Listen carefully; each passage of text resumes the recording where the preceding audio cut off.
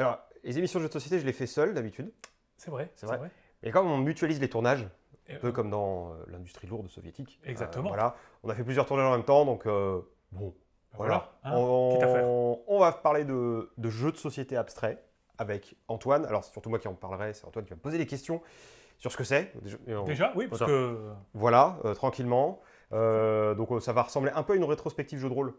Puisque du coup, je vais évoquer pas mal de jeux plus que d'habitude dans une brève de jeu où là, je me contentais de 3-4 jeux. Là, ça va. Mais ce ne sera pas une rétrospective et ce ne sera pas du jeu de rôle. C'est ça? C'est ça, c'est du jeu de société. Voilà, c'est ça, exactement. Je commence à comprendre. C'est un peu abstrait, j'en conviens.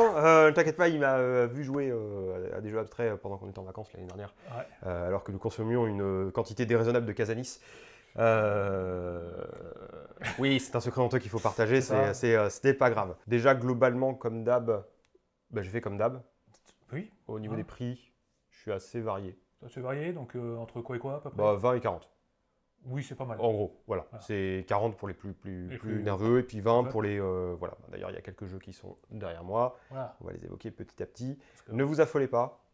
Sagrada est là, mais c'est pour une bonne raison. Ce n'est pas un jeu abstrait, mais voilà. Et puis voilà, on va passer en panorama des jeux de différents éditeurs, en fait, tout simplement. Donc j'espère que tu as armé tes questions. C'est prêt. Parce que moi, je suis chaud comme la braise. Bon, on envoie The Jingle. The Jingle. Jingle.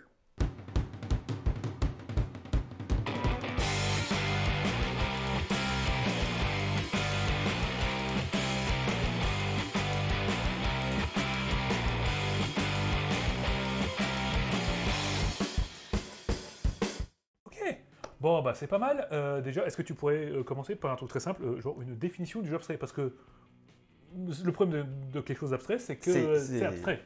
Ah, j'en conviens. C'est vrai que c'est des jeux que je monte beaucoup en live, dans les trucs que j'ai achetés récemment, que j'ai testés, etc., que j'en parle dans pas mal d'autres vidéos de jeux de société aussi. Alors, jeu abstrait globalement. Alors, pour définir de manière simple, j'ai pris l'article Wikipédia.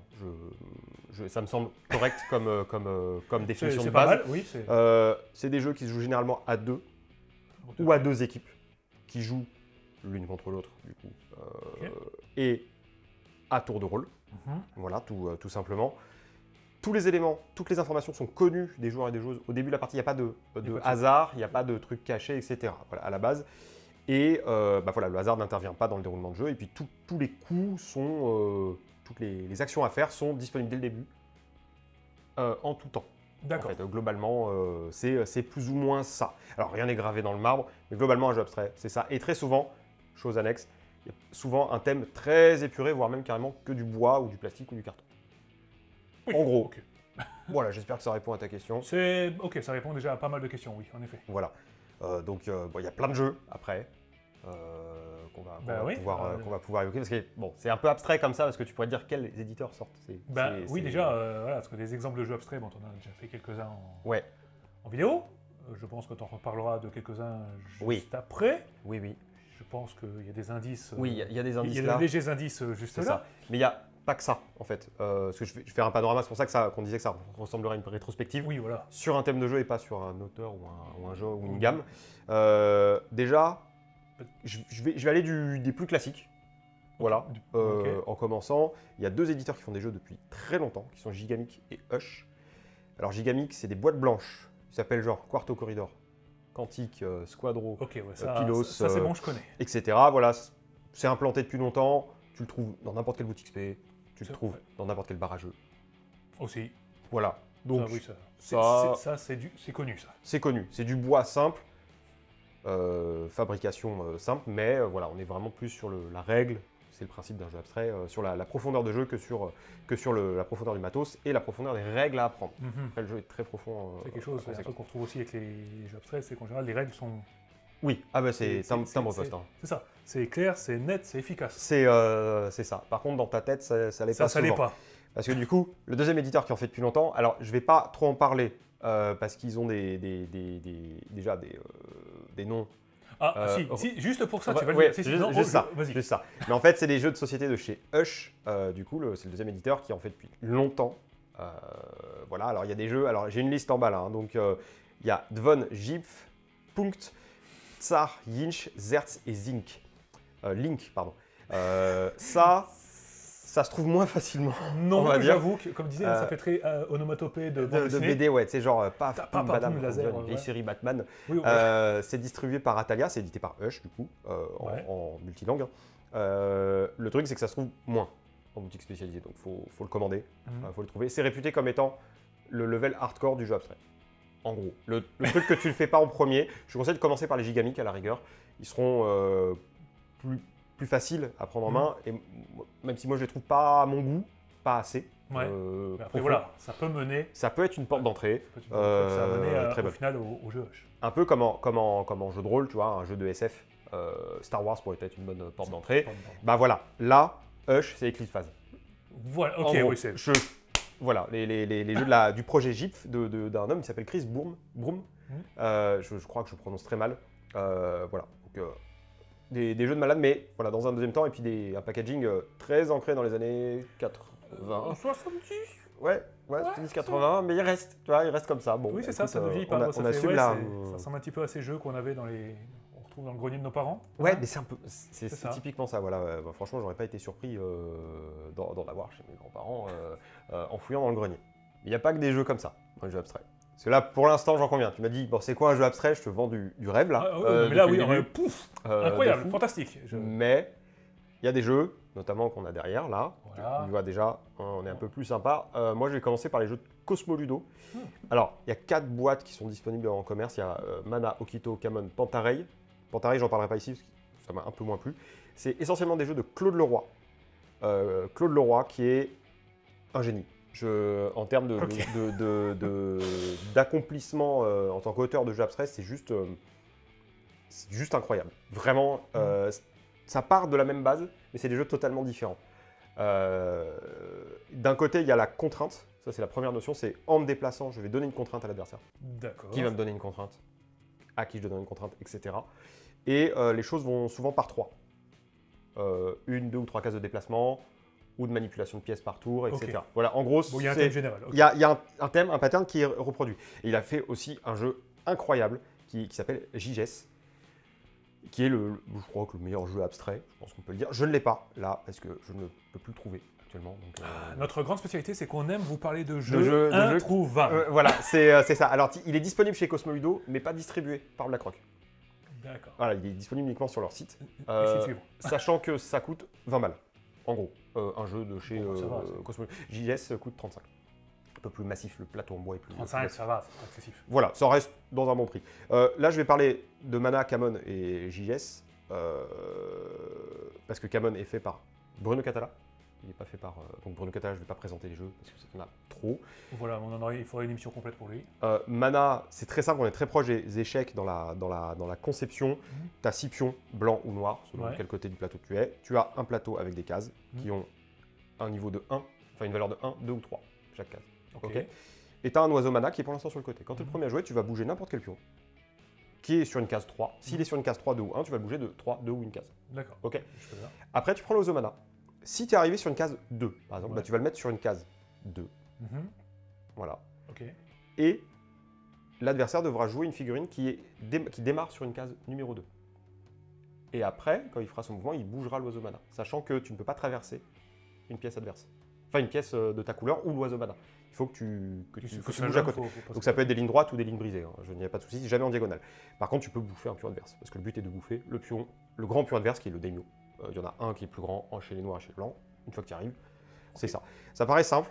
Franchement, c'est chaud. Oui, c'est comme les échecs. Hein. Au principe, c'est simple. C'est ça. Dans la pratique... Je conseille de commencer par Okito. Moi, dans cette gamme-là, elle est plus cool, plus facile à prendre en main, en fait. Qui est, en fait, tu as des pions noirs ou blancs. Ils ont une valeur de 1, 2 ou 3. Et tu dois faire des grosses piles avec ton pion de ta couleur en haut. Et en fait, tu bouges un pion unique sur un pion unique, ou une pile sur une pile. De X cases, sachant que les cases vides ne comptent pas comme des cases. Ok. Donc tu prives l'adversaire de ses déplacements tout en essayant de protéger tes piles à toi. Et à la fin, en fait, tu comptes les points. Donc là, il y a un comptage de points dans ce jeu-là. C'est assez rare dans les jeux abstraits. En fait, c'est la valeur en haut de ta couleur, par exemple 3. S'il y a 12 pions, en tout 12 jetons, x 12. Voilà, ça te fait le nombre de points. Voilà. Simple et efficace. JGS, c'est une autre école. Tu as une ligne. Alors, les pions appartiennent à tout le monde, en fait. Tu as des lignes avec des ronds.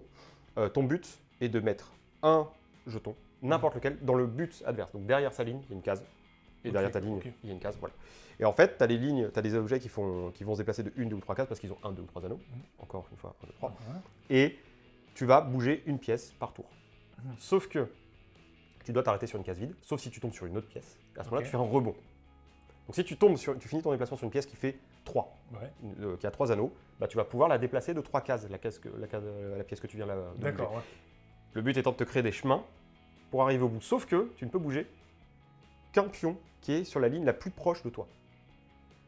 Donc si tu avances trop un pion, l'adversaire va pouvoir profiter de cet aspect-là. Ou alors ça va te bloquer. Donc c'est un casse-tête juste énorme. Et le troisième jeu que moi j'aime beaucoup, enfin le dernier jeu que j'aime beaucoup chez Cosmoludo, c'est Camon, qui est fait par Bruno Catala. Et là c'est un peu particulier. Lui je vais le sortir pour la forme parce que du coup ça va. Voilà, on a ce truc là. Donc c'est une planche à punch. En fait tu vas enlever les pions à l'intérieur, tu vas les remettre à chaque partie, au hasard. Tu as des hexagones blancs et noirs et tu as un hexagone doré. Ton but est de poser des hexagones de façon à relier deux couleurs, enfin deux bords de la même couleur. Ou de faire un cercle, ou d'empêcher l'adversaire de jouer. C'est-à-dire que si l'adversaire ne peut pas jouer, c'est mort pour lui, tu as gagné. Et en fait, à ton tour, tu poses un pion, au début le premier, tu le fais au pif, et tu poses un hexagone noir du coup, et l'hexagone doré au-dessus pour indiquer à l'adversaire ce qu'il va devoir jouer. Donc tu as toujours la notion de contrainte. Et ça va forcer l'adversaire à jouer sur la même couleur, ou le même symbole, quelque part. Donc voilà, je déconseille d'y jouer plus de 3 fois à la suite. Prenez un petit thé après chaque partie, ça sera plutôt cool. Donc ça voilà, ça c'est les jeux de Cosmoludo avec Claude Leroy aux manettes ou Bruno Catala pour Camon. C'est des jeux que j'ai appris à découvrir grâce à l'éditeur dont je vais parler. Et après. Comment s'appelle-t-il justement Igari, j'en ai pas mal parlé. Oui, j'avoue qu'il y avait plusieurs vidéos. Il y aura les liens. Alors, je vous conseille d'aller voir les vidéos. Il y a eu une review pour RRR et pour Verona Twist. Et Onitama a été intégré dans une brève de jeu, justement, ce même contenu, sur les jeux à deux. Parce que je rappelle, de toute façon, les jeux abstraits pour jouer à deux, c'est trop cool. S'il y en a un à choisir parmi les trois, celui qui m'a fait découvrir en fait les jeux abstraits, qui m'a donné la patate pour ça, c'est Onitama. Ok, donc on est sur le ce petit-là, voilà, qui est avec une forme assez... on dit le plus gros, maintenant qu'on le sort, voilà, que assez particulier. pas grand, Donc ça, pour les boutiques, c'est bien, parce que du coup, tu le vois. Facilement. Et en fait, tu as les petites figouses en plastique. Tout mignon. Comme ça, rouge ou bleu. Tu peux les peindre si tu veux. Et puis, tu as un plateau avec des cartes de déplacement. Et là, c'est très simple. Tu as un petit côté mana dans l'idée. En fait, ce que j'ai expliqué, tu as 5 pions, un pion maître adverse, enfin un pion maître parmi ceux-là. Je vais essayer de ne pas faire de catastrophe en le rangeant. J'y arrive, c'est incroyable. En fait, l'idée, c'est que tu vas devoir bouffer le pion maître adverse ou faire en sorte que ton pion maître adverse arrive sur la case centrale en face. D'accord. Tu as 5 cartes de mouvement. Tu en as 2. L'adversaire en a 2. Tu en as une. À ton tour, tu utilises une carte qui va indiquer comment bouger une figurine. Tu bouges la figurine, tu bouffes un pion si tu tombes dessus, et tu récupères la carte sur le côté, et la carte que tu viens de jouer, tu la mets sur le côté. Donc l'adversaire l'aura au tour prochain. Donc là aussi, c'est plutôt l'opportunité que tu laisses à l'adversaire. En fait, il faut tout paramétrer parce que tous les déplacements se font sur ces 5 cartes. Il y en a 16 en tout. Tu les jettes dans la boîte, celles qui ne servent à rien sont jetées dans la boîte. Voilà. Donc vraiment, alors, Verona Twist et RRR peuvent te faire rentrer plus facilement à cause du thème. Voilà, qui est un peu plus chiadé. Onitama, c'est un peu plus neutre. Mais Onitama, moi, ça fait partie de ces jeux de société qui me font vraiment encore vibrer aujourd'hui, malgré le nombre de parties que j'ai joué avec. Donc ça, je pense avoir fait un bon panorama de jeux abstraits. C'est pas mal. Mais du coup, est-ce qu'il y en a certains qui ressortent un peu plus, à part cela? Alors, il y a des mentions spéciales, entre guillemets. Voilà, j'ai pensé à 2 jeux, dont un que j'ai découvert il y a 2 semaines. Ok, voilà, c'est Cascadia de Lucky Duck Games et le deuxième c'est Sagrada de Matago. Alors il coûte 35 et 40 balles respectivement. Ouais, donc on commence à arriver ouais, c'est le haut du panier. On est plus proche de jeux de type Azul. Okay. Dans l'idée en fait. Il y a une grosse dimension abstraite, sauf qu'il y a du hasard et de la pioche. Il y a donc les informations qui ne sont pas toutes connues. Et il y a un thème beaucoup plus marqué. D'accord. Cascadia, il faut faire des combos de tuiles de paysage que tu vas ramasser. En fait, il y en a 4 qui sont toujours dévoilés, avec un jeton faune devant. Ça va t'aider à gagner des points. Tu as des objectifs qui correspondent au jeton faune, justement, tu en as 5. Et toi, tu fais ton plateau dans ton coin. En fait, à chaque tour, tu prends une tuile et un jeton, tu les poses. tu dois faire des paysages continus parce que tu as des forêts, des rivières, des montagnes, des plaines, etc. Et le jeton faune doit être posé sur une tuile qui compose son symbole. Okay. Et le but est de respecter les placements. Par exemple, les saumons, ils vont te demander de faire des lignes, des bancs de saumon. Les ours, ils vont te demander de les faire par paire. Des oiseaux seuls, par exemple. Alors, il y a plusieurs cartes par catégorie, comme ça tu renouvelles. Donc il y a le côté abstrait, casse-tête, essayer de placer, de laisser un choix de merde aux autres, etc. Donc il y a vraiment cette notion de contrainte aussi qui apparaît. Incroyable, le jeu est vraiment une énorme claque. Je trouve que le Kidok là commence à faire des choses de plus en plus mastoc et qualitatives.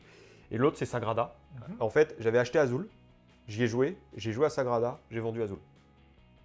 Voilà, okay. Azul m'avait laissé un peu sur ma faim. Sagrada, j'ai toute la gamme. J'achète rarement toutes les extensions d'un jeu. Et là, en fait, tu as un placement de dés qui est en fait, tu as un plateau avec une vingtaine de cases. Tu as les dés que tu vas devoir placer d'une certaine façon. En fait, on va te donner des contraintes de placement de couleurs, de chiffres, sachant que côte à côte, tu ne peux pas mettre le même chiffre et la même couleur. Okay. Et à chaque fois, tu as un nombre de dés qui est lancé, le hasard, donc je sais. Voilà. Et en fait, tu en prends un et tu le places. Et tu laisses les autres dés aux autres. Et tu tournes comme ça. Tu as les objectifs privés, publics, tu as des outils qui sont des cartes triches en gros. Si tu dépenses des gemmes, tu vas pouvoir les utiliser. Ça va te dire, en fait, tu ignores une contrainte, ou alors tu relances le dé, ou tu le jettes, tu le prends un autre du sachet. C'est très très très bon, ça se joue très bien quel que soit le nombre. Sagrada, on l'a poncé même avec toutes les extensions à la maison, c'est génial aussi. Et voilà, ça c'est deux jeux par exemple qui lornent du côté abstrait, okay. Mais qui ne sont pas des jeux abstraits. Et voilà, je pense avoir fait un bon panorama. Sur les jeux abstraits. Il y en a pas mal, ouais. Ouais, après, comme tu avais dit, hein, c'est principalement pour des 2 joueurs ou 2 équipes. Ouais. Une petite idée de la durée moyenne. Est-ce qu'il y a une durée moyenne pour ce genre de jeu? Grosse demi-heure en général. Voilà. Ouais, entre 20 et 45 minutes. Ouais, c'est du jeu assez court, même s'ils disent 20 minutes, en général, tu vas tendance à avoir surréfléchir le truc. Donc voilà. Même si c'est des grosses boîtes, on est quand même. On est sur des jeux assez rapides, faciles à prendre en main, les notices très très claires. Donc voilà. Et j'ai voulu faire ce panorama en partant des plus vieux au plus récent, ouais, et en montrant une thématisation toujours plus forte, même chez Cosmoludo, qui chiade ses boîtes de manière un peu plus, plus sympa.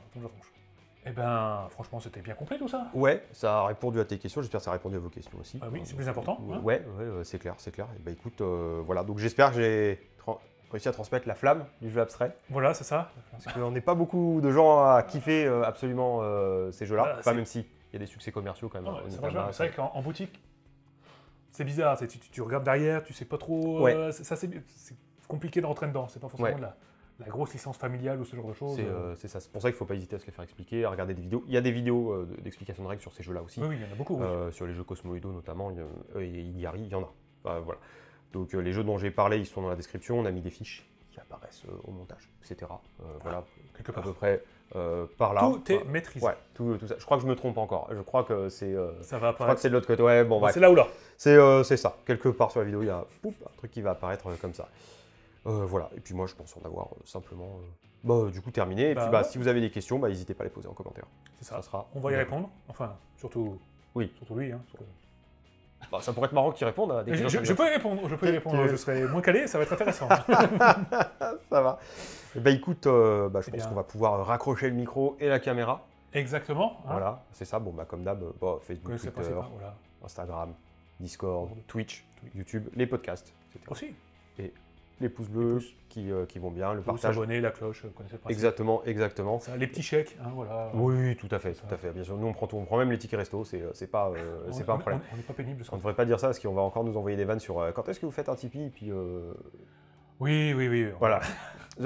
Évitons ce genre de trucs. Et écoute, toi qui nous regardes et qui nous écoute, ça dépend si tu nous regardes en podcast ou en vidéo, on te dit à très bientôt. Allez. Ciao. À la prochaine.